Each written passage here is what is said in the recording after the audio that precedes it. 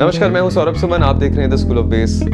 हम लोग जब भी कोई कॉर्ड देखते हैं ना, बेस प्लेयर्स, ये 1 5 ऑक्टेव, ऐसा लगता है यही हमारा एक साथी है और इसके अलावा हम कुछ नहीं बजा सकते। और होता भी है ऐसा, कई बार हम यही बोरिंग बेस लाइंस हर जगह 1 5 ऑक्टेव बजाते रहते हैं। इससे बाहर कैसे निकलना है, एक कॉन्सेप्ट सीखेंगे कॉर्ड शेप्स का।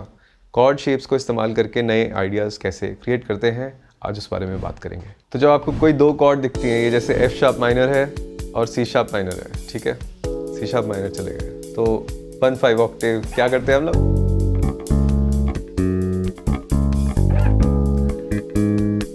यही चलता रहता है फिर।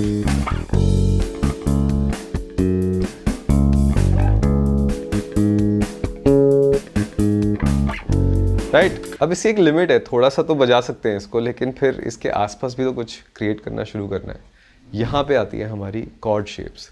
कॉर्ड शेप्स की इतनी पावर है कि अगर आप उसको सही से इस्तेमाल करना शुरू करें, तो आपके जब बैंडमेट पूछेंगे ना आपके साथ में, या कोई म्यूज़िक डायरेक्टर पूछेंगे कि भाई साहब कोई नए आइडियाज़ हैं आपके पास में, तो जनरली अगर आप सिर्फ 1 5 ऑक्टेव खेलते हैं तो ज़्यादातर हम लोग ना ही बोलते थे कि नहीं है आइडियाज़। लेकिन अगर कॉर्ड शेप्स मालूम है, किन कॉर्ड्स के ऊपर ये चीज़ें आप बजा रहे हैं, तो ये पता होना चाहिए। फर्स्ट ऑफ ऑल, जब आप बेस बजाएं, ये नहीं होना चाहिए कि म्यूज़िक डायरेक्टर ने बोला सी शार्प है, एफ शार्प है। आपको कॉर्ड क्वालिटी पता होनी चाहिए, माइनर है, मेजर है, और फिर उसके बाद में उसकी शेप भी पता होनी चाहिए। तो मैं आपको एक पुरानी बेस लाइन सुनाता हूँ। बहुत पुराना गाना है ये, किन्ना सोना तेनू, नुसरत फ़तेह अली खान का है, and Bali सागू he did a remix of this song.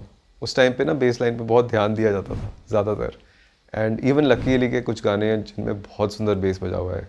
इस गाने में डेफिनेटली फैंटास्टिक बेस बजा हुआ है। फिर नूरी एक गाना है बली सागू का, बली सागू वॉज अ डीजे जब हम जवान थे, इस टाइम की बात है। He really wrote very nice bass lines. तो आज किन्ना सोना, उसकी एक बेस लाइन सुनाता हूँ आपको, फिर उसके बारे में बात करते हैं कैसे कॉर्ड शेप्स इस्तेमाल करके ऐसी बेस लाइन आप भी क्रिएट कर सकते हैं। 3, 4. राइट, अपराइट बेस का पैच इस्तेमाल किया है, प्रोग्राम्ड है बेस लाइन।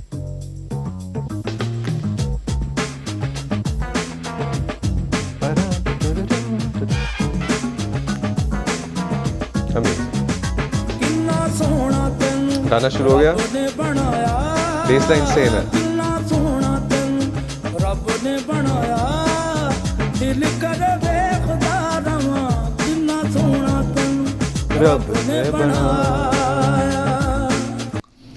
तो अब आती है बात कि क्या कर सकते हैं हम ऐसा कि हम इन बेस लाइन्स को क्रिएट कर पाए। फर्स्ट ब्रेक डाउन देखते हैं इसका। मैं आपको ये बेस लाइन सुनाता हूँ। पहले ऐसी बजी है, राइट। अब कॉर्ड शेप कहाँ से आ गई यहाँ पर? ये पहली कॉर्ड जो है हमारी, जिसके ऊपर ये बेस लाइन बजी है, वो है सी शार्प माइनर 7, राइट, और ये है एफ शार्प 7। ये बहुत कॉमन मूवमेंट होती है फंक म्यूजिक की। पहले एक कॉर्ड बजाना, 1 कॉर्ड और 4 dominant, 1 minor 7 going to 4 dominant 7। ये एक फंक म्यूजिक की काफ़ी कॉमन कॉर्ड मूवमेंट है। अब मैंने कहा आपको कि कॉर्ड शेप हमें हेल्प कर रही है बेस लाइन क्रिएट करने में। तो अगर आप बेस लाइन को नोटिस करें पहली कॉर्ड पे, ठीक, ये बेस लाइन है। अब सी शार्प माइनर तो 1 5 ऑक्टेव तो आ गया है, ये कहाँ से आया? तो जो सी शार्प माइनर है हमारी, अगर नोटिस कीजिए, ये माइनर थर्ड है उसका। तो बेस प्लेयर ने क्या किया, उसको क्रोमैटिकली अप्रोच कर दिया, राइट। और मुझे याद ये ऐसे रहा कि अच्छा, मेरा माइनर थर्ड यहाँ पे एग्जिस्ट करता है, तो मैं उसको क्रोमैटिकली अप्रोच कर देता हूँ। So very cool, right. अब इसी पैटर्न को अगर मैं एफ शार्प 7 पे शिफ्ट करता हूँ, राइट। अब एफ शार्प 7 की कॉर्ड टोन्स या नोट्स हैं 1 3 5 फ्लैट 7 ऑक्टेव, और ये वाला मेजर थर्ड जो टॉप पे है, राइट। अब यही पैटर्न अगर मुझे यहाँ पे बजाना है, इस थर्ड को अप्रोच करना है, तो मैं वही चीज़ यहाँ क्रोमैटिकली कर सकता हूँ। सो राइट, तो दो बेस लाइन्स क्या हुई, पहली सी शार्प माइनर पे बजी, राइट, इसने गाइड कर दिया मुझे माइनर थर्ड की तरफ कॉर्ड के, और ये रहा मेरा मेजर थर्ड, यहाँ पे मैं गाइड हो गया, ठीक है। तो ज़्यादा चीज़ें दिखने लग गई मुझे कॉर्ड्स की हेल्प से। तो इन्हें नटशेल उन्होंने क्या किया, कॉर्ड के थर्ड को अप्रोच किया। अगर कॉर्ड में माइनर थर्ड था तो माइनर थर्ड को क्रोमेटिकली अप्रोच किया, अगर मेजर थर्ड था तो मेजर थर्ड को क्रोमेटिकली अप्रोच किया। उसके अलावा क्या है, 1/5 ऑक्टेव बजा हुआ है। ठीक, इस तरह से। एक बार मैं आपको बजा के सुनाता हूँ ये लाइन। 3, 4.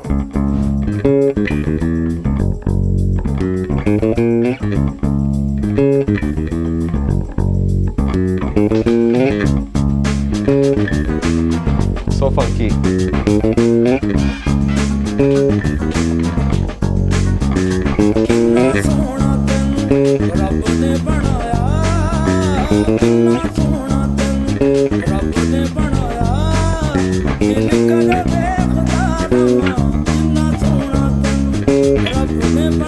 अब जो दिल करे देखदा रवा, ये जो कॉर्ड थी बी मेजर थी, दिल करे देखदा रवा, और वहां पे भी सेम कॉन्सेप्ट इस्तेमाल कर दिया, पा पा, ये बजाया बेस लाइन पे। ये थर्ड है ना हमारा, राइट। अगर मैं कॉर्ड को देखूं, बी मेजर 7 यहाँ पे देखता हूं तो ये थर्ड यहाँ पे भी है, ठीक। ता ता परा टा रा रा, and back to main one. अगर आप कॉर्ड शेप्स को बेस पे देखना शुरू कर देते हैं तो जितनी गलतियां होती है ना आपसे जनरली लाइफ में, या बेस में, लाइफ में नहीं, बेस बजाते हुए, तो वो भी बहुत ज़्यादा रिड्यूस होने लगती हैं। क्योंकि अगर आपको कॉर्ड शेप दिख रही है तो आप जनरली उस कॉर्ड से बाहर नहीं जाएंगे इस तरह से कि आप अनअवेयर हो जाए। जैसे कई बार मैं बेस प्लेयर्स को देखता हूँ, मेजर कॉर्ड के ऊपर वो एक माइनर पेंटाटोनिक बेस फिल बजा देते हैं, जो कि सही नहीं है। अगर आपको मेजर कॉर्ड पता है बज रही है, then you have to act accordingly, और मेजर कॉर्ड को सपोर्ट करने के लिए मेजर पेंटाटोनिक बजाना होगा आपको। सो आज से ही इस कॉन्सेप्ट को आप अप्लाई कर सकते हैं अपने बैंड में, या कोई गाना कवर भी कर रहे हैं ना आप, उसमें भी आप सुनेंगे कि जनरली लोग 1/5 ऑक्टेव बजा के छोड़ देते हैं। आप कॉर्ड की क्वालिटी निकालिए, यानी कि देखिए मेजर है या माइनर, फिर देखिए कैसा पैटर्न आप बना सकते हैं जो थर्ड पे लैंड करे।